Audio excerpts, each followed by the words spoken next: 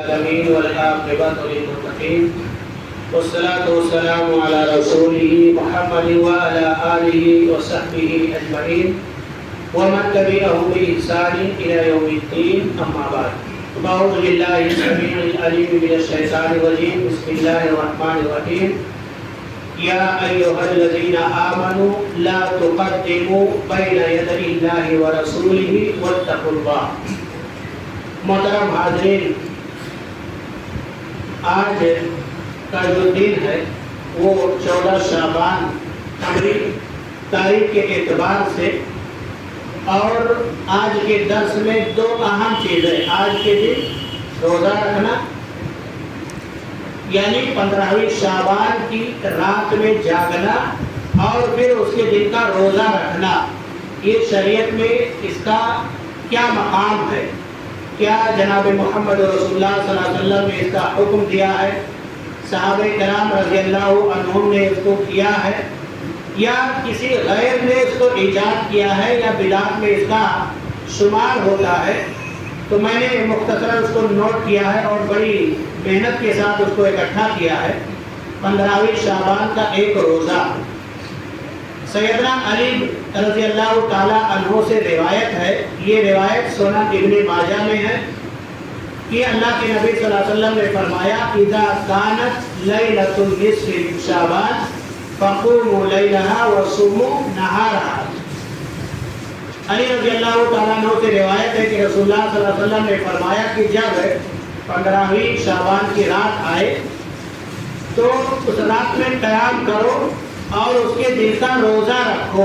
یہ حدیث کا کیا مقام ہے آپ سماعت فرمائے.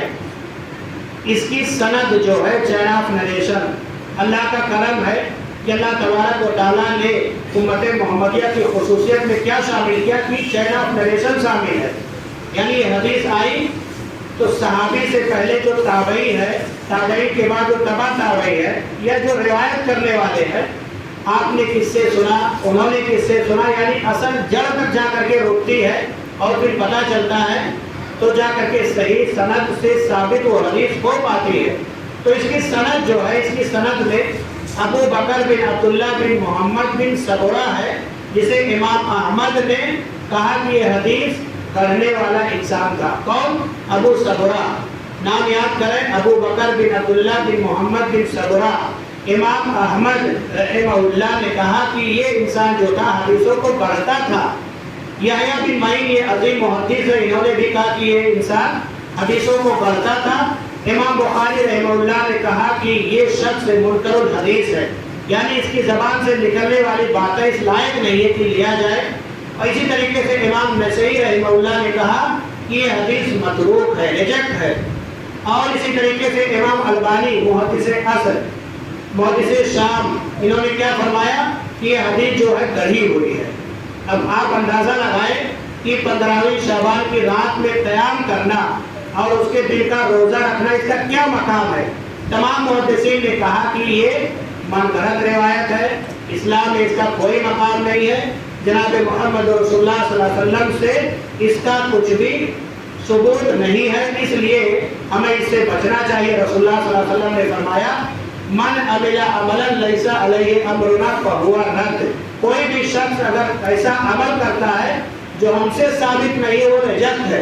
اب آپ اندازہ لگائیں کہ پوری رات قیام کرنا اور اپنا وقت لگانا، وقت کا ضیاع ہے کہ نہیں ہے. اگر اللہ کے نبی صلی اللہ علیہ وسلم سے ثابت ہے آپ کو قیام ہی کرنا ہے، تو شب قدر میں اللہ کے نبی صلی اللہ علیہ وسلم سے ثابت ہے. آپ صلی اللہ علیہ وسلم نے قیام کیا، اپنے اہل و عیال کو بھی حکم دیا، آپ نے تہبند کس لیا. وہ 83 سال 4 مہینے کی عبادت سے جو بہتر ہے ایک رات اس کو پانے کے لیے. اور جو ثابت نہیں ہے آپ اس کے پیچھے کیوں پڑے ہوئے؟ جو ثابت ہے آپ اس کو شوق سے کیجیے.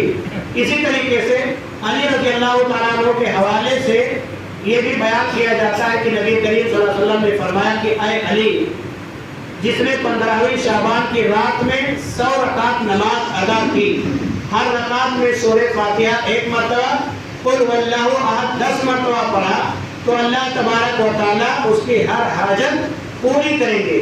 یہ ایک روایت ہے، یہ ایک روایت ہے جو منقرط ہے.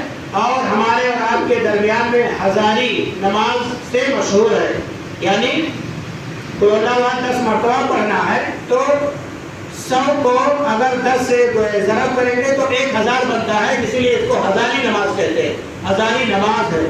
اس نماز کی ابتداء کے حوالے سے آپ اندازہ لگائیں کہ ابن ابی الحمرا فلسطینی نے 448 ہجری میں پہلی مرتبہ بیت المقدس میں یہ نماز ادا کی تھی۔ کس نے؟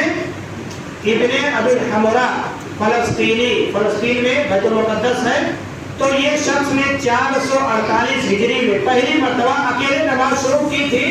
پھر اس کے پیچھے ایک اور آدمی آیا، اب 1000 رکعت پڑھنے کے لیے کوئی مختصر ٹائم نہیں لگے گا، لمبا ٹائم لگے گا۔ یہ آدمی کھڑا ہو گیا 448 ہجری میں، ایک آدمی آ کر کے اس کے پیچھے اور کھڑا ہو گیا، پھر 2 لوگ ہوتے اور کھڑے ہو گئے، پھر 4 لوگ آئے، پھر 10 لوگ آئے، اسے کرتے کرتے مسجد بھر گئی۔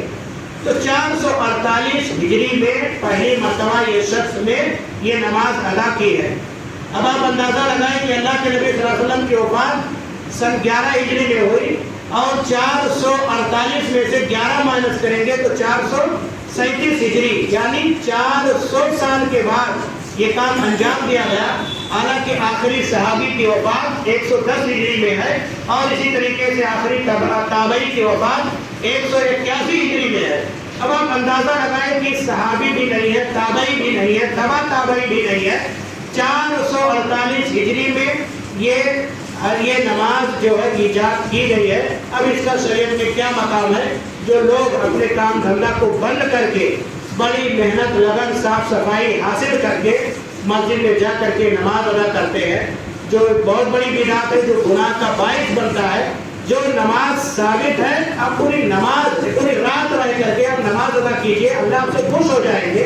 لیکن جو ثابت نہیں ہے، آپ اس طریقے سے کیوں ادا کرتے ہیں کہ آپ گناہ گار الٹا بنے؟ کیوں؟ اس لیے کہ آپ بدعت ایجاد کر رہے ہیں، اور دین میں نئی چیز ایجاد کرنا یہ بدعت ہے۔ امید ہے کہ بات واضح ہو گئی ہوگی۔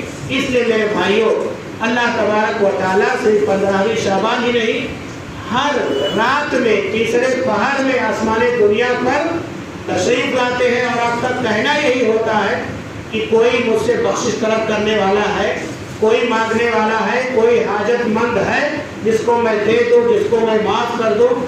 تو یہ ہر رات میں ہوتی ہے، صرف اس 15ویں شعبان کی رات سے خاص نہیں ہے۔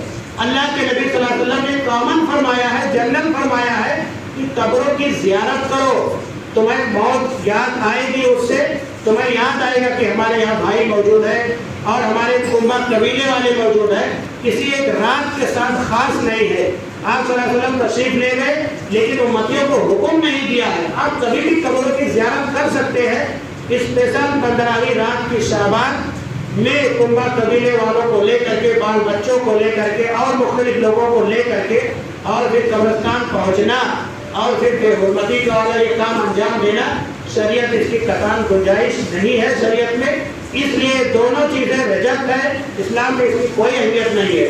اللہ رب العالمین سے دعا ہے کہ بار الہ جو سنت سے ثابت ہے، جسے اللہ کے نبی صلی اللہ علیہ وسلم نے کر کے دکھایا ہے، جس کا حکم دیا ہے، ہمیں دل و جان کے ساتھ پوری محنت اور جستجو کے ساتھ اس کو کرنے کی توفیق عطا فرما۔ اور جو چیز ثابت نہیں ہے، جو گڑھی ہوئی ہے، جس کو لوگوں نے اسلام میں داخل کیا ہوا ہے، لوگ سمجھ نہیں پا رہے بار الہ، تو اس سے ہمیں توبہ کرنے کی توفیق عطا فرما۔